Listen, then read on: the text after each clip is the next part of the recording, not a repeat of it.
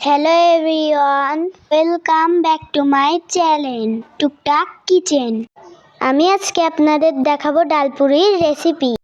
কিভাবে ঘরে বসে সুস্বাদু ডালপুরি বানাবেন। তো চলুন ভিডিওটি শুরু করা যাক।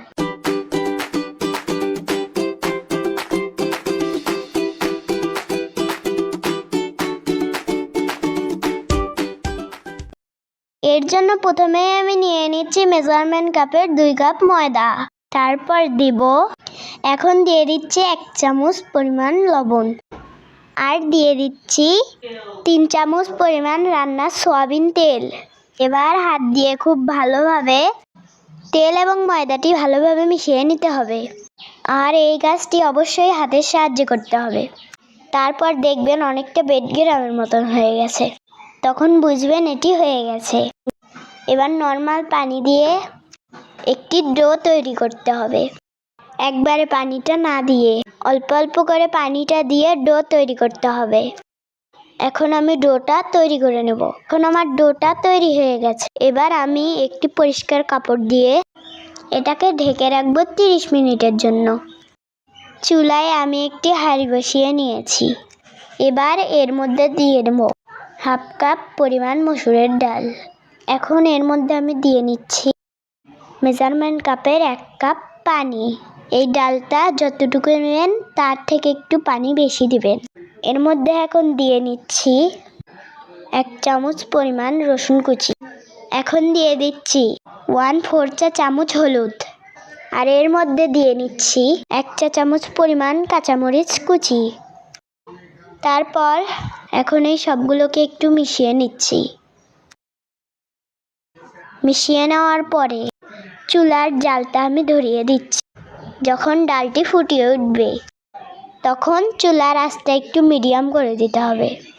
এখন এটি ঢাকনা দিয়ে ঢেকে ডালটি সিদ্ধ হওয়া পর্যন্ত অপেক্ষা করব। তারপর ডালটি 15-20 মিনিট রেখে দেব।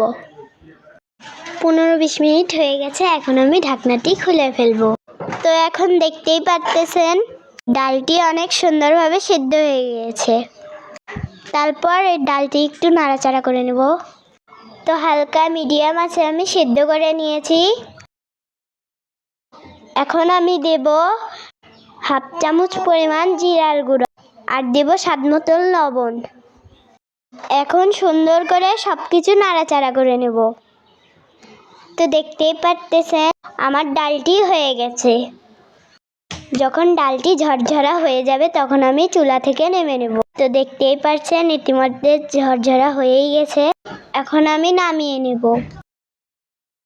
যে ডোটা আমি 30 মিনিটের জন্য রেখে দিয়েছিলাম সেটি দেখতেই পাচ্ছেন অনেক সফট আর নরম হয়েছে। ডোটা আবারও হালকাভাবে মথে নিচ্ছি। এবারে এই ডোটা দিয়ে আমি পুরি বানাবো। এবার আমি ছোট ছোট করে পুরির জন্য লেচি কেটে নেব। আপনারা আপনাদের মন মতন লেচি কেটে নেবেন। তারপর আমি ছোট ছোট করে 3টা লেচি কেটে নেব। তারপর হাতের সাহায্যে সুন্দরভাবে এটি বেলে নিচ্ছি। 2 হাত দিয়ে একটু এটি গোল করে নেব। তারপর এর মধ্যে ডাল দেব। তারপর এটি সুন্দরভাবে মুড়িয়ে নেব। এখন 2 হাত দিয়ে এটি চেপে নেব। এভাবে আমি আরেকটি বানিয়ে নিচ্ছি। তারপর হাতে একটু তেল ভরে বেলে নেব। তারপর অনেক সুন্দরভাবে এটা বেলে নেব। সুন্দরভাবে এটি গোল করে রাখতে হবে। আপনারা আপনাদের মন মতো বেলে নেবেন। আর বেলার সময় অবশ্যই মনে রাখবেন যেন ভেতর থেকে পুরটা না বের হয়ে যায়। এখন এটা আমি ভেজে নেব। চুলায় হাঁড়িতে বেশ কিছুটা তেল গরম করে নিয়েছি। তার মধ্যে পুরিগুলা দিয়ে দেব। হালকা মিডিয়াম আছে এগুলা ভাজতে হবে। খেয়াল রাখবেন তাড়াহুড়ো করা যাবে না, না হলে কিন্তু পুরিগুলা পুড়ে যাবে। ইতিমধ্যে দেখতে পারতেছেন পুরিগুলো অনেক সুন্দরভাবে ভাজা হচ্ছে। তারপর এটা একটু নাড়াচাড়া করে নেব। তো আপনারা দেখতেই পারতেছেন ইতিমধ্যেই দেখতে পারতেছেন পুরিগুলো হালকা ফুলে গেছে। পুরিগুলো এক সাইড ভাজা হয়ে গেলে উল্টায় নেব। তো এখন দেখতেই পারতেছেন অনেক সুন্দর বাদামি কালার চলে এসেছে। এরকম যখন হয়ে যাবে তখন পুরিগুলো নামিয়ে নেবেন। তো আমি এখন পুরিগুলো নামিয়ে নেব। তো দেখতেই পারতেছেন অনেক সুন্দর পুরি হয়েছে।